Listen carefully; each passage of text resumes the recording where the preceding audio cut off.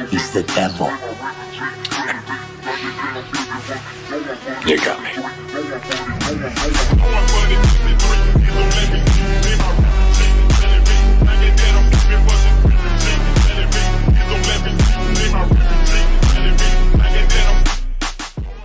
Hello and welcome back to Season 2 of Devil's Advocate. Before we dive into the topic of this video, I'm going to explain to you how we actually got here, because this video was not initially intended.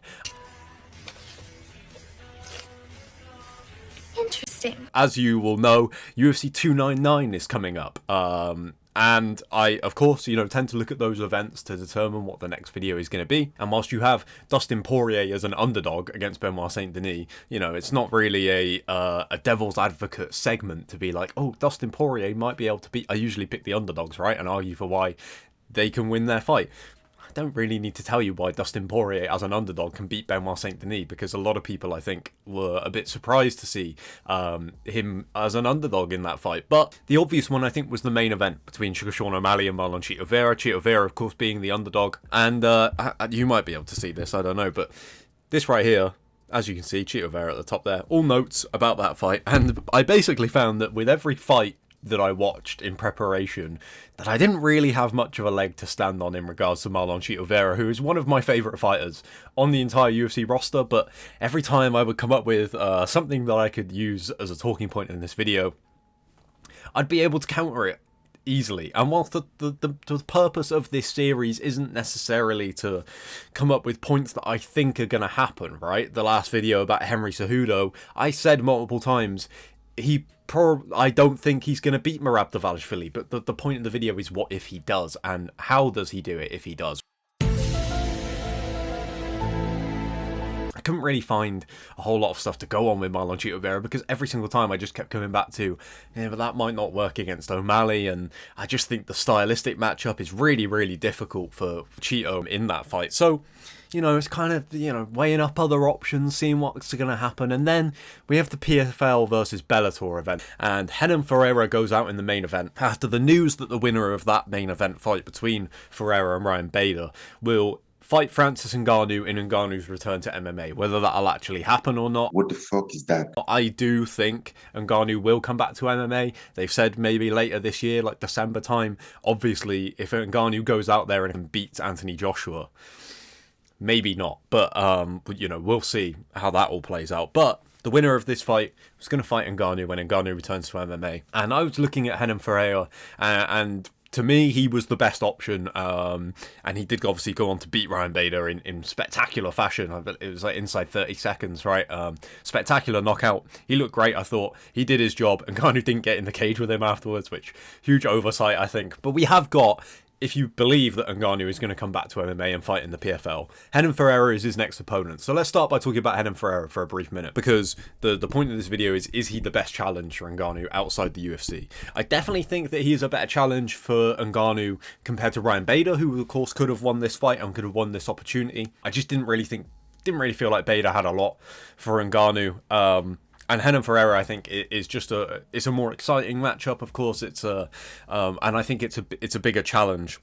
The obvious point here is that Renan Ferreira is a knockout artist, and putting a knockout artist against Francis Ngannou is interesting, because that someone's probably going to get knocked out, and it's probably going to happen pretty quickly. But also, you're kind of playing into Ngannou's strengths there. He's one of the best knockout artists we've ever seen in MMA. Maybe the hardest hitter we've ever seen in MMA. And you're putting him in there with a guy that's going to stand and trade with him, because Renan Ferreira, make no mistake about it, that is where his bread and butter is. We've seen in the PFL actually a couple of his tougher fights and his losses. I mean, you can literally see over my shoulder there the PFL playoffs there. That was when I went to the Cardiff event a couple of years ago, and he lost the semi-finals to Ante Delia, and Ante Delia just took him down and manhandled him on the ground and beat him up. And the same thing was happening in the PFL finals just this last year when he fought Denis Goltsov, where Goltsov was, he got him down in the first round and looked like he was on his way to winning that fight. And then, Renan Ferreira captures him in the second round at the start of that round when they're both back on the feet. So Renan Ferreira's skill set is striking, his power. He's obviously a huge guy, absolutely massive guy. It's insane. So I think in terms of the PFL marketing this fight, that helps that Renan Ferreira is this guy that people are going to see and go, whoa, geez, that guy's big, right? That helps, especially when you have heavyweights. You know, you can have this guy in Ngannou that is this huge physical specimen, and then next to him you've got a guy that's even taller. I think Renan Ferreira might be the only guy in MMA that has a longer reach than John Jones. Speaking of John Jones, by the way, I watched Dan Hardy's Aftermath video kind of recapping these fights. Always check those out. They're great live streams. And he actually mentioned that John thinks that Ferreira can beat Ngannou because he's too quick for him. So, again, you know, this all plays into Renan Ferreira being the best challenge out there for Ngannou. His PFL career, you know, like I said, he's had a few losses. They tend to be when he gets taken down on the feet. It's just such a problem. Like, I can't remember... Was it Mateus Sheffield that he knocked out with a... there was somebody that he dropped with a head kick. And he hit him... maybe it was a front kick that he landed that didn't drop him. Something like that. And he hit him from like halfway across the cage. It was absolutely ridiculous. Renan Ferreira is a problem. I mean, that's his nickname for a reason, right? I do think he's an interesting matchup for Ngannou. Do I think he has a big chance of beating Ngannou? Probably not, but is he the biggest test, right? And to counter that point for the Devil's Advocate video, because I think a lot of people would agree that he maybe is. There's two other names that come to mind, I think, that you would maybe put into that bracket of being the best test for Ngannou outside of the UFC currently. And I would point to Vadim Nemkov as the first of those two options. He is, of course, also signed to the PFL. He was the Bellator light heavyweight champion. Had a great run there and has vacated that title to go up to heavyweight. He is pound for pound #1 on Bellator's pound for pound list because, like I said, his light heavyweight title run was very, very impressive. And at the PFL Bellator event, he moved up to heavyweight, or returned to heavyweight, because he did start his career as a heavyweight, like very early on before moving to light heavy. And he beat Bruno Capoloza, who I thought was, you know, considering some of the matchmaking on that PFL Bellator card wasn't, you know, maybe what you would hope for. I thought that Bruno Capoloza was a good test for Nemkov, just off the fact that, you know, he's won PFL tournaments in the past. Nemkov going up to heavyweight, taking on a heavyweight that, you know, the narrative, you know, kind of was that he's taking on a true heavyweight, but Nemkov actually weighed more than Capoloza on that day, so that's ridiculous. But Vadim Nemkov, I think, in the heavyweight division, it's not a perfect comparison. Different sports for a start, different styles, but a little bit of an Alexander Usyk type in the heavyweight division, I think, in that he might not be the biggest or strongest guy, but what he makes up for, you know, in terms of physical advantages that he gives to his opponents is pure technical ability. Speed, timing, his grappling, of course, he's a combat sambo world champion. Obviously kind of a protege of Fedor Emelianenko. Always great to see him, you know, in the corner and at those fights. Just an added little presence there as his protege. And Nemkov is fantastic. I don't need to tell people that. I'm sure a lot of you guys will already know all about Vadim Nemkov. He is fantastic. And in terms of the best skill set at heavyweight outside the UFC, I think he would probably be the guy that can rival Ngannou in terms of, you know, he competed at a light heavyweight where he wasn't necessarily bigger and more powerful than some of those guys even, and was just far too good for them. And we saw that against Bruno Capoloza. I actually thought that he looked good on the feet, and then Capoloza kind of hurt him, and Nemkov went in and got the takedown, and then just ran through him and got an arm triangle submission and made it look quite easy, to be honest. But, you know, Nemkov is a phenomenal grappler. Let's get to the grappling aspect real quick, right? Because I think that a lot of people would point to, just naturally, if you're thinking who's the biggest test for Ngannou outside the UFC, who's the best grappler, and that's kind of hard to weigh up, because you've got to remember that in Ngannou's last few UFC fights, first of all, you know, he knocked out Curtis Blades with that uppercut from hell. No, it was an uppercut? No, it wasn't. That was Derek Lewis, right? Still knocked out Curtis Blades in the first round inside the opening minute. So, you know, you've got that for any wrestler that wants to try and get close to him for a start. But then also, Stipe Miocic couldn't take him down in their rematch, and Ngannou actually took him down. And then I know that Cyril Gane might not be, you know, there's clearly some... If you're going to point to Cyril Gane's weakest area is his grappling, but Ngannou had a lot of success with the takedowns in that fight, even when he was quite clearly compromised because of some of the injuries he had going in. So it's hard to kind of weigh up how much the grappling of Nemkov would play into a fight with Ngannou, because I think that it would be incredibly risky for Nemkov to shoot for takedowns, because Ngannou is so much bigger and has so much power. But, you know, I think that Nemkov is the best technical option out there in terms of a challenge for Ngannou. And the other one I would point to, he isn't signed to the PFL, so the chance of this happening, very, very unlikely. But Anatoly Malykhin in one championship. At the time of recording this video, he's actually going to be... It's just crazy to even have him in the conversation, right? His last fight at the time of recording this was at heavyweight. He is a heavyweight.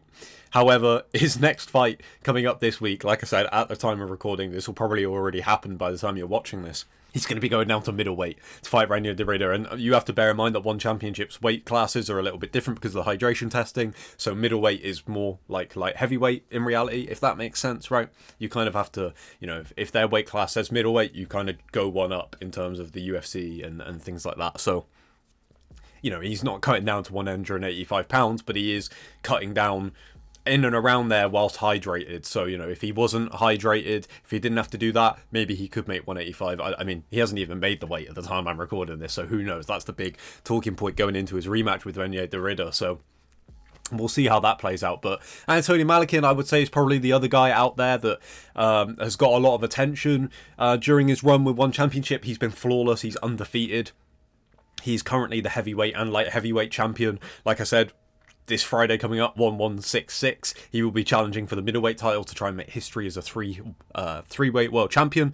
So I don't think that the rematch with Ferreira kind of plays into how high I hold Malykhin, because he's cutting down so much. Obviously, if he goes and beats Ferreira, then that's phenomenal, but I'm not going to use that as a point to make against, you know, why he should be fighting Ngannou or why he shouldn't be, because that's completely different conversation and matchup and weight class as well, obviously. So, but Malykhin, like a bit of an odd career in one championship, because he's been flawless, but in his early fights you were like, okay, he's a big guy, he's fast, powerful, clearly.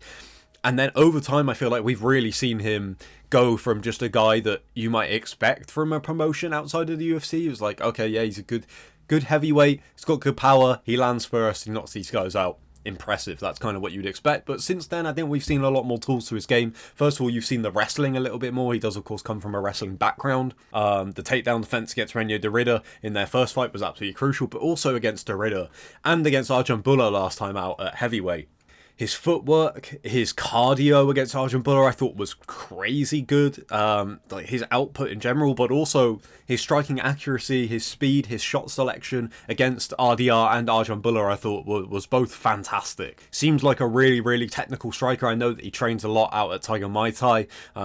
So, you know, you could put that down to that. It seems to be the go-to place at the moment, that or Bantao or one of the other gyms out there in Thailand for striking training. Seems like a lot of MMA guys are capitalising on that now. So Malykhin is definitely one of those guys, because he just looks better and better every single time that we see him. In terms of how he would match up with Ngannou, of course you have to point to the fact that he's competed at light heavyweight and at middleweight coming up. So smaller guy as well. Nemkov probably bigger than him, but Nemkov's got the height, whereas Malykhin's just big. You know, he's just a big stocky dude. Wrestling, we haven't really seen his wrestling offense a whole lot. So we've seen it defensively, because he kind of doesn't need to use it offensively against a lot of the guys in one championship that tend to be strikers, although he did come up against Amir Ali at Bari, who is a wrestler. So, but you know, it's kind of that wrestling powerhouse style, as opposed to a guy that's going to shoot a double from the other side of the cage. Not that that's going to play in against Ngannou, but what I'm saying is I don't know in terms of offensively how good Malykhin is with his wrestling. Defensively, very good. How would he match up with Ngannou? Well, Malykhin has power, but it's a different kind of power. It isn't that kind of I'm trying to think, how can I use this as a comparison? Maybe like an AJ kind of style power, where maybe earlier in his career it was a little bit more just pure power and pure explosiveness, whereas now it tends to be a little bit more calculated. But when he lands, he seems to land with a lot of power, whereas Francis just, you know, puts everything into some of those shots, and if he catches you, you are going out. So I think Malykhin would also be an interesting challenge. It's hard to weigh it up because the level of competition. I've watched Renan Ferreira fight some guys that I've seen a lot more of, whereas Malykhin not so much, even though I do watch a lot of one championship, as I'm sure you'll know if you watch any of my other content. But Malykhin, you know, the fact that Renan Ferreira has beaten Ryan Bader and that he's won the PFL tournament, I think, you know, that kind of helps. Especially when it's the PFL promoting this fight and they can say, well, this guy won the heavyweight tournament, so he already proved himself to be the best heavyweight in the PFL, and then he knocked out Ryan Bader, who, of course, was the Bellator heavyweight champion. So I think those two things alone, I think, proves that Renan Ferreira is the best test for Ngannou outside the UFC. Maybe he isn't the best matchup. I think, you know, a few more fights at heavyweight, and I think people will be saying that Nemkov would be the guy, but it feels a little bit too soon for me to give Nemkov that kind of billing. Purely off of what he's accomplished in the last few months, I think you have to say that it's Renan Ferreira, but I'm curious to get your guys' response to this, not in terms of necessarily what the biggest fight is, but what do you think is the toughest fight out there for Ngannou outside the UFC? Now, to be honest, I think that he will fight Renan Ferreira. Will we get it this year? I'm not too sure, because if he beats Ngannou, you've got to imagine he's going to be chasing after that Fury rematch, or potentially Wilder, or potentially Alexander Usyk, even an AJ rematch. Who knows? So I don't see that happening, but I do think he will fight Renan Ferreira at some point. Is it the toughest fight for him? You guys let me know. I think I've made my point pretty clear as to why it might not be the best. No, I'm going to go with that it is the best fight out there for him right now. But I do expect there to be maybe some guys that are in and around the UFC who are coming to the end of their contract, and the PFL are going to be, you know, in their ear saying that you can win all this money if you fight Francis Ngannou. So, though I do expect to get Renan Ferreira next, I do also expect to see some different opponents put forward to Ngannou in the next year or so. So we'll see how that all plays out. And of course, if this Renan Ferreira fight gets put on ice, then who knows what happens. You could have Renan Ferreira go back into the PFL tournament and lose, and then, you know, still a lot to work out, but exciting times, I think. And Renan Ferreira did literally the best job he could do with what he was given. Can't ask for any more from him. Would have been nice to get the stare down, but, you know, we can't have everything, I guess. But I'm excited for it anyway. And I'm really interested to see how Ngannou looks if he does come back to MMA now that he's kind of taken his mind off of it for a while. I know that he does still train in MMA outside of these boxing camps. So how much has he taken his eye off of MMA? We don't know, but I look forward to finding that out regardless. Like I said, let me know in the comments what you think. Who should Ngannou fight? What's wrong with you, man?